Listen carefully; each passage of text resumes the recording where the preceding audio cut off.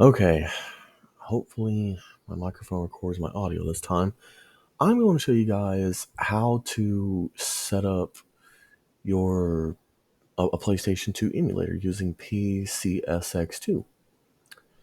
It's much more easy than you might think, but for those who have no idea how to do it, it will be a pain in the ass. So that's what I'm here for. I'm just here to simplify it and make it easy for you.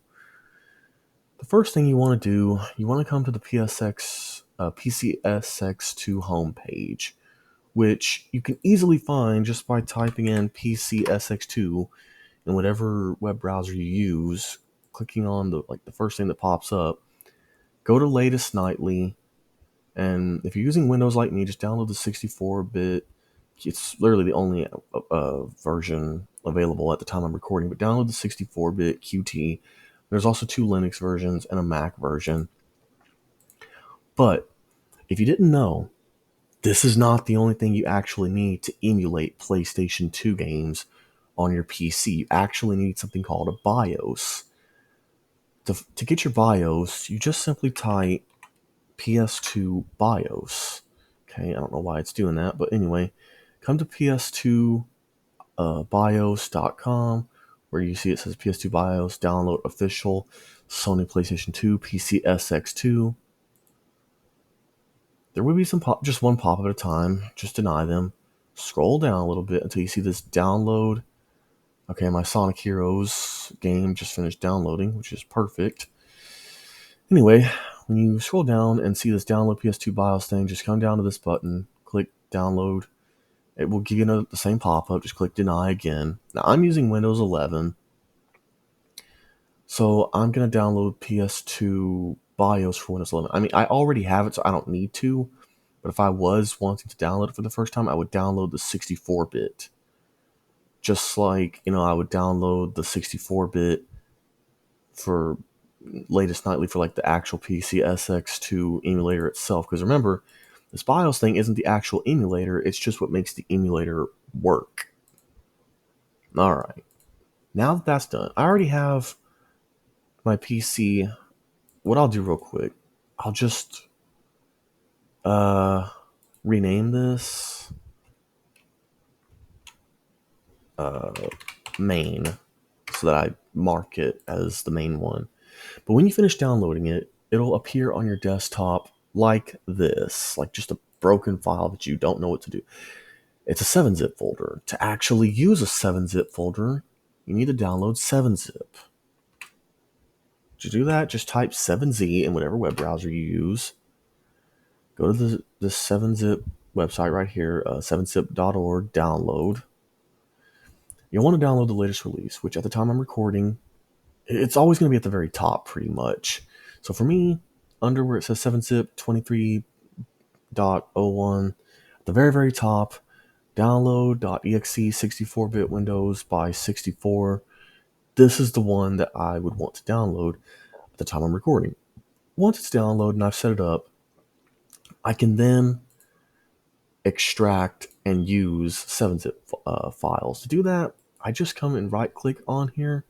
Since I'm on Windows 11, this is how it's going to work. I right click on the folder, show more options, hover over 7-zip, and then scroll down to extract to PS2 emulator.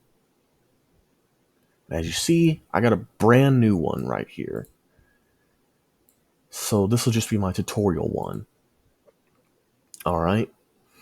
And to actually download PS2 games safely, I use this Vim's layer. Completely safe. I don't get any viruses from this website or anything. I mean, come on, it's my computer. This is my computer we're talking about. So why would I, download viruses just to tell you guys it doesn't give you no viruses? I mean, you just saw that Sonic Heroes just finished downloading from this website. Anyway, you can also download PCSX2 from Vim's layer if you wish. Just select emulation layers, scroll down until you see PlayStation 2. Under the download, click on the Windows. But, you can download it from the PCSX2 homepage. Now, once you have your PCSX2 and BIOS downloaded, you then go to the Vault, then select PlayStation 2, find a game, type the name of the game you want. Now, before I come back to this, before I show you what you need to do here, as there are like 4 different Sonic Heroes games to emulate, 4 versions, let me come back here to PC. Okay, so I have it right here. Now, the BIOS I mentioned that you actually need to make this thing work. All right, drag this way over here. I have my BIOS right here, my PlayStation 2 BIOS. To use it, just double click, extract all, extract. It extracts hella fast. So here is a plain zip folder version. Open up your PS2 emulator. Okay, this is a bit weird, but it seems I have to open up for whatever reason, and you might have to do the same. The application you always want to open to run your PlayStation 2 emulator is PCSX2 QT.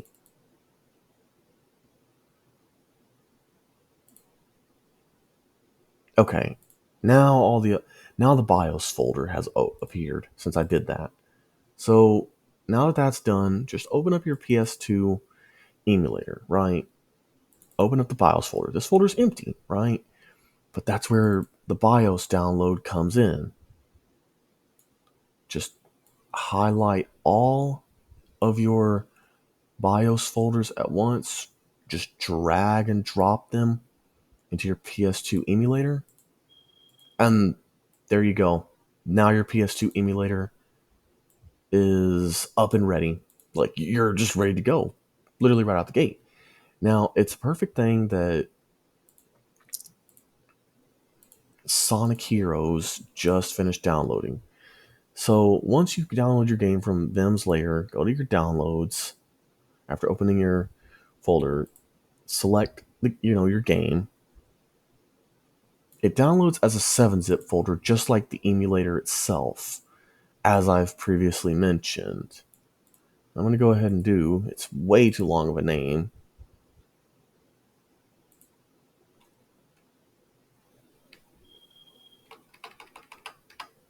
Just going to rename.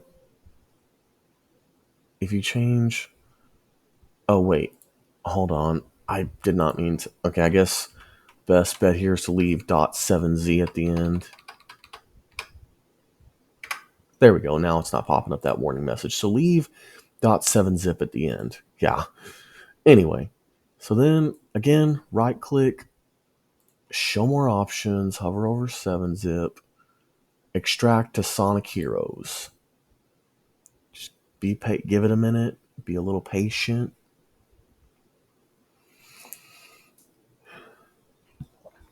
To be fair, this particular file was a little bit, on the larger side, but not too bad.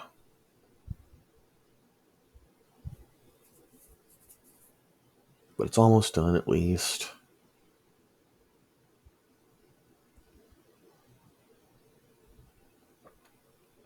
Come on.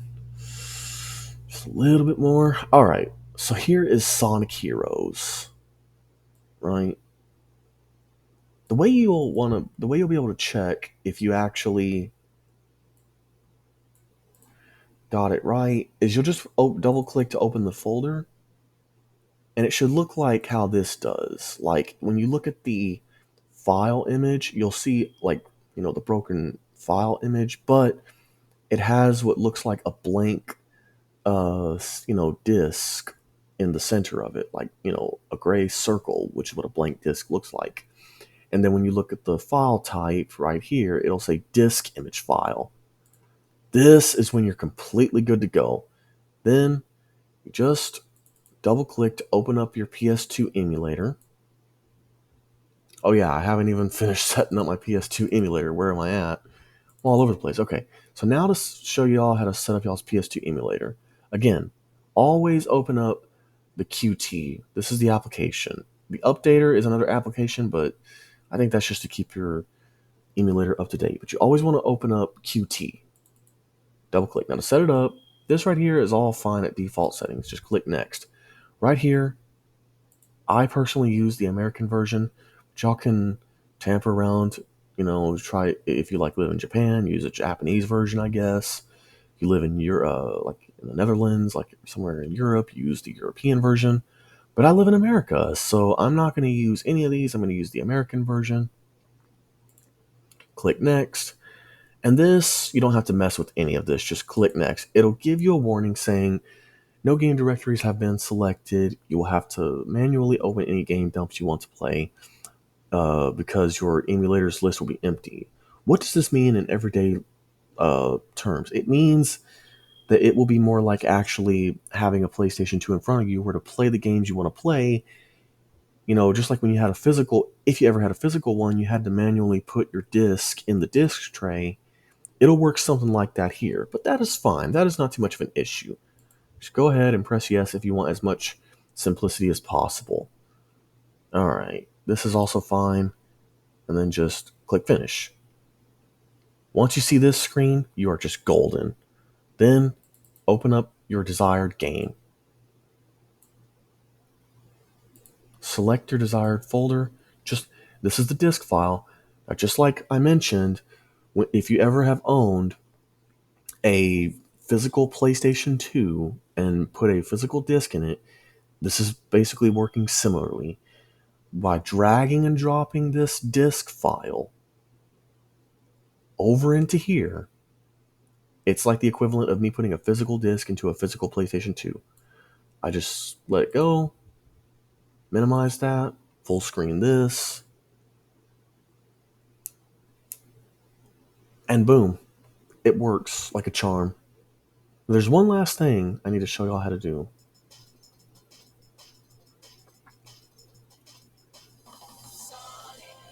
So, last thing you need to do,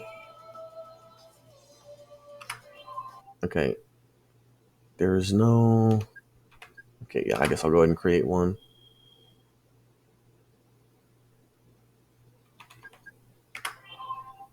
Okay, it's formatting my memory. I don't actually have a physical memory card, but it's just built into the PlayStation 2 emulator. Okay, well, whatever. Last thing to do if you want to use a physical controller, like I have my PlayStation 4 controller right here, click on Settings. Come down to Controllers. Select Controller Port 1. This might look a little overwhelming at first, but at the top left corner of each box, you'll see what all these what these binds are for. So, like, top left of this one is D-pad. So where you see up, I would just click on this box and then push on the up air button for the D-pad. Same for left, right, down. Because by default, it's showing that these are all like keyboard W, but this is the left analog stick section, by the way, right? And then L2, yeah, R2, R1, and then the start button I will map to the actual start button on the controller.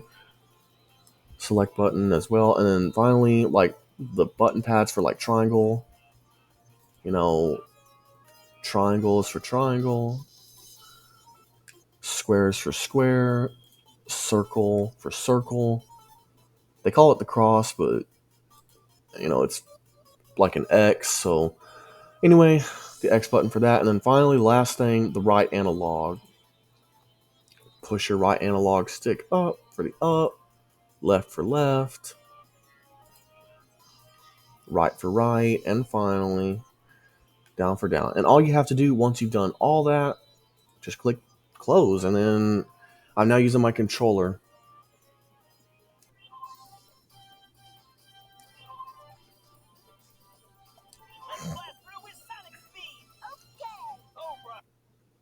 Yep. All right.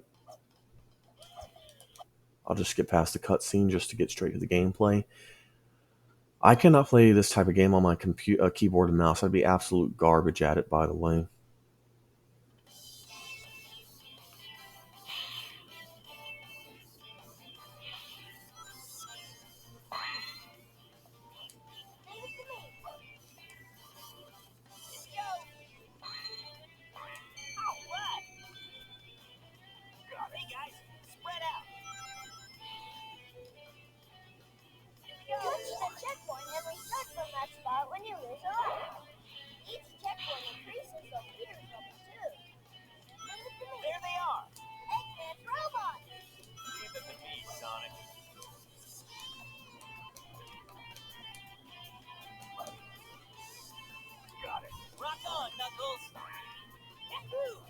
Well, I guess there's no need for me to show the entire like gameplay, but you guys get it now. Like this is how to set up your PlayStation 2 emulator and get games actually running on it. Like super simplistic, not really that difficult. I hope you guys enjoyed this tutorial and I hope it helps y'all out, on y'all's quest to emulate PlayStation 2 games. Anyway,